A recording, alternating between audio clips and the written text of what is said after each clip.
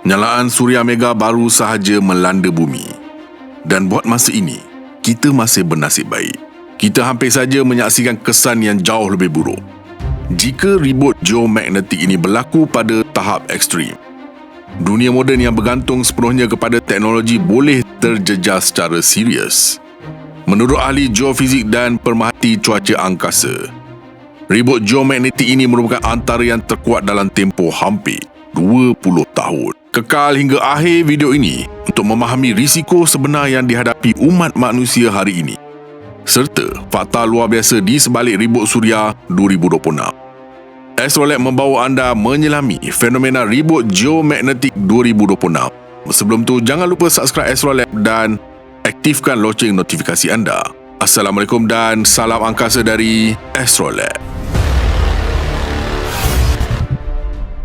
Sekilas fakta. Pada 19 Januari 2026, bumi mengalami ribut geomagnetik tahap G4 atau severe, satu gangguan besar terhadap magnetosfera yang berlaku apabila tenaga daripada angin suria dipindahkan dengan sangat cekap ke persekitaran angkasa berhampiran bumi. Ribut ini dicetuskan oleh lentingan jisim corona, iaitu lontaran besar plasma dari matahari yang dilepaskan sehari sebelumnya pada 18 Januari 2026 semasa berlakunya SUA suria kelas X1.9, kategori SUA paling kuat dalam klasifikasi suria. Lentingan jisim corona ini membawa bersama plasma bercas serta medan magnet yang kuat dan bergerak terus ke arah bumi.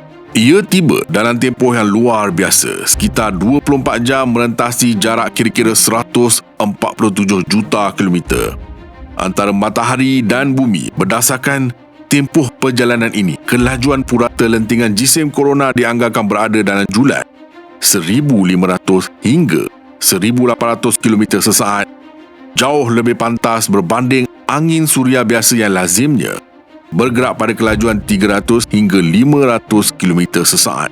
Tibaan pantas ini menyebabkan perubahan mendadak pada keadaan angin suria di sekitar bumi. Hentaman lentingan jisim corona ke magnetosfera bumi dikesan pada 19 Januari.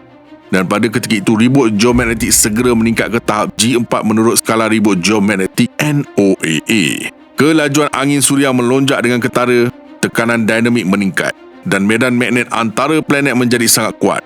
Indeks KP meningkat ke paras 8 hingga 8.7, mengesahkan bahawa gangguan magnetosfera yang berlaku adalah berskala teruk. Faktor paling kritikal yang menentukan kekuatan ribut ini ialah orientasi medan magnet yang dibawa oleh lentingan jisim corona, khususnya komponen menegak yang dikenali sebagai BZ.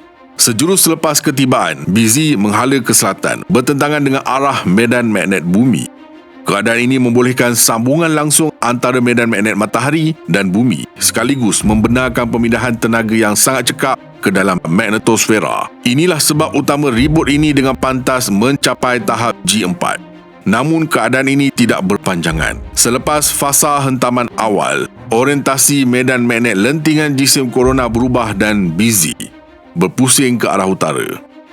Perubahan ini mengehadkan kemasukan tenaga suria ke dalam magnetosfera bumi, menyebabkan ribut kekal kuat tetapi tidak mencapai tahap kemusnahan maksimum. Akibatnya, tahap ribut turun naik antara G1, G2, G3 dan G4 sepanjang beberapa jam berikutnya, selari dengan laporan pemerhati cuaca angkasa antarabangsa. Walaupun kesan tenaga suria berjaya dihadkan, ribut ini tetap menghasilkan fenomena aurora yang luar biasa. Cahaya aurora dilaporkan muncul jauh dari kawasan kutub, termasuk Eropah Tengah seperti Jerman, Amerika Syarikat, termasuk New Mexico. Di kebanyakan latitude sederhana, aurora muncul sebagai kilauan merah samar di ufuk, mencerminkan ribut geomagnetik yang kuat tetapi tidak stabil dari segi orientasi magnetiknya.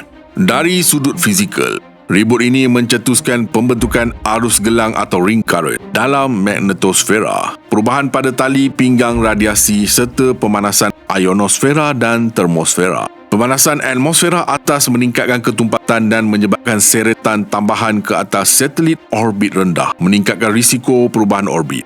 Variasi ketumpatan ionosfera juga boleh mengubah laluan isyarat radio dan menyebabkan ralat sementara dalam sistem GPS dan GNSS. Ribut geomagnetik tahap G4 turut membawa risiko kepada grid elektrik apabila arus teraruh geomagnetik atau GIC boleh mengalir melalui talian kuasa jarak jauh dan membebankan transformer. Namun dalam peristiwa ini, tiada pemadaman elektrik besar atau kegagalan satelit utama dilaporkan, sebahagiannya kerana tempoh biji selatan yang singkat serta langkah mitigasi awal. Fenomena ini berlaku ketika matahari menghampiri maksimum kitaran suria ke-25, satu tempoh di mana suar suria dan lentingan jisim korona dijangka berlaku dengan lebih kerap. Peristiwa ini menunjukkan bahawa ribut geomagnetik berintensiti tinggi boleh berlaku dalam masa yang singkat dan kesannya terhadap sistem teknologi moden adalah nyata, walaupun tidak semestinya membawa kepada bencana besar setiap kali. Kita sebenarnya patut bersyukur matahari kita tidak seganas kebanyakan bintang lain di galaksi ini. Di sekitar setengah bintang, manusia mungkin tidak akan wujud sama sekali. Buat pertama kali dalam sejarah, ahli astronomi melaporkan pengesanan letupan gergasi daripada sebuah bintang di luar sistem suria yang menyerupai lentingan jisim korona, tetapi pada skala yang jauh lebih besar dan lebih berbahaya. Letupan ini tidak menghasilkan aurora seperti di bumi, sebaliknya berpotensi menanggalkan atmosfera planet yang berada berhampiran bintang tersebut. Kajian ini diterbitkan dalam jurnal Nature. Bintang tersebut, STKM 11262, ialah bintang kerdil merah yang terletak kira-kira 130 tahun cahaya dari bumi. Letupan ini melontarkan bahan pada kelajuan sekitar 2,400 km sesaat dan dianggarkan 10,000 hingga 100,000 kali lebih kuat berbanding lentingan jisim korona paling kuat pernah dihasilkan oleh matahari. Jika atmosfera sesebuah planet tercarik keluar sepenuhnya, planet itu akan berubah menjadi dunia batuan yang gersang, seperti Marikh. Namun, sebagai manusia yang beriman, kita percaya setiap perkara yang berlaku dengan ketetapan Allah yang Maha Mengetahui.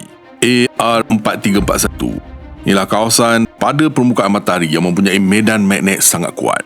Ia menghasilkan letupan tenaga besar dalam bentuk suar suria X1.9 pada 18 Januari 2026. Yang disertai oleh CME yang bergerak ke arah bumi.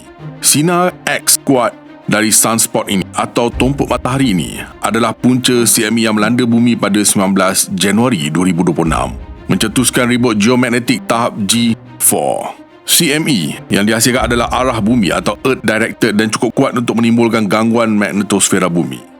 Tumpuk suria ialah kawasan gelap pada permukaan matahari yang muncul kerana medan magnet yang sangat kuat menekan aliran haba di bahagian itu sehingga suhu sedikit lebih rendah berbanding kawasan sekeliling. Tumpuk suria sering berkaitan dengan aktiviti suria yang tinggi seperti solar flare dan coronal mass ejections. Apabila medan magnet di zon ini menjadi sangat berliku atau tegang, ia boleh melepaskan tenaga secara tiba-tiba dan kuat, mencetuskan letupan tenaga yang dilepaskan ke angkasa. CME ialah lontaran besar plasma dan medan magnet dari korona matahari ke ruang antara planet. Ia biasanya muncul dari kawasan yang aktif pada matahari, terutama sebahagian besar sunspot yang besar. Apabila CME bergerak melampaui angin suria biasa, ia dapat menyebabkan perubahan besar dalam medan magnet bumi jika arah magnetnya sesuai untuk berinteraksi dengan magnetosfera kita. Jika ribut geomagnetik ekstrim tahap G5 berlaku sekarang pada tahun 2026, kesannya akan dirasai hampir serta-merta di seluruh dunia kerana tamadun moden sangat bergantung kepada teknologi angkasa, satelit dan sistem elektronik berskala global. Ribut ini bermula apabila lentingan jisim korona yang sangat besar dan pantas menghentam magnetosfera bumi dengan orientasi medan magnet yang menghala ke selatan untuk tempoh yang panjang, membolehkan pemindahan tenaga maksimum ke dalam sistem magnet bumi. Magnetosfera akan termampak secara ekstrim dengan indeks gangguan geomagnetik global mencapai tahap maksimum, menandakan bumi sedang mengalami gangguan elektromagnet berskala luar biasa. Dalam beberapa jam pertama, ionosfera bumi menjadi sangat tidak stabil, menyebabkan gangguan besar kepada navigasi satelit dan komunikasi radio. Sistem GPS dan GNSS yang digunakan oleh orang awam, penerbangan, perkapalan dan ketenteraan mula menunjukkan ralat kedudukan yang besar. Daripada beberapa meter kepada puluhan atau ratusan meter dalam konteks ketenteraan, keadaan ini menyebabkan sistem penentuan sasaran berpandu GPS menjadi tidak tepat. Operasi drone jarak jauh terganggu dan koordinasi pasukan berasaskan data masa nyata menjadi lemah. Pada masa yang sama, komunikasi radio frekuensi tinggi HF atau VHF boleh mengalami gangguan atau terputus sepenuhnya, terutama di kawasan latitud tinggi dan sederhana. Ketika ribut berterusan, Atmosfera atas bumi mengembang akibat pemanasan, meningkatkan seretan ke atas satelit orbit rendah. Beberapa satelit mungkin terpaksa dimatikan sementara, memasuki mod selamat atau mengalami perubahan orbit yang tidak dijangka. Kehilangan atau gangguan satelit perisikan dan komunikasi akan menjejaskan keupayaan ketenteraan untuk memantau pergerakan global, mengurangkan kesedaran situasi dan kelebihan strategi yang biasanya bergantung kepada teknologi angkasa. Dalam tempoh 12 hingga 48 jam, kesan ribut geomagnetik ekstrim mula merebak ke permukaan bumi melalui arus teraruh geomagnetik. Arus ini boleh mengalir melalui rangkaian elektrik jarak jauh, membebankan transformer voltan tinggi dan menyebabkan kegagalan sistem kuasa. Pemadaman elektrik berskala besar boleh berlaku di beberapa wilayah, memberi kesan kepada infrastruktur awam dan juga kemudahan ketenteraan. Walaupun pangkalan tentera lazimnya mempunyai penjana kecemasan, gangguan bekalan kuasa awam akan menjejaskan logistik, rantaian bekalan dan sokongan kepada operasi ketenteraan. Secara strategi, ribut geomagnetik ekstrim boleh mencetuskan ketidakstabilan global tanpa sebarang serangan ketenteraan berlaku. Gangguan komunikasi, kegagalan navigasi dan kehilangan keupayaan pemantauan boleh meningkatkan risiko salah tafsir antara negara, terutamanya jika ribut ini berlaku ketika ketegangan geopolitik sedang memuncak. Inilah sebab mengapa cuaca angkasa kini dianggap sebagai salah satu ancaman bukan ketenteraan yang serius terhadap keselamatan negara moden. Walaupun begitu, ribut geomagnetik ekstrim bukanlah kiamat bagi manusia. Ia tidak memusnahkan bumi atau membunuh manusia secara langsung, tetapi ia berupaya melumpuhkan kelebihan teknologi moden buat sementara waktu, termasuk sistem ketenteraan paling canggih. Peristiwa sebegini menjadi peringatan bahawa walaupun manusia telah menguasai angkasa dan teknologi tinggi, kita masih bergantung kepada kestabilan matahari dan medan magnet bumi untuk memastikan kelangsungan tamadun moden.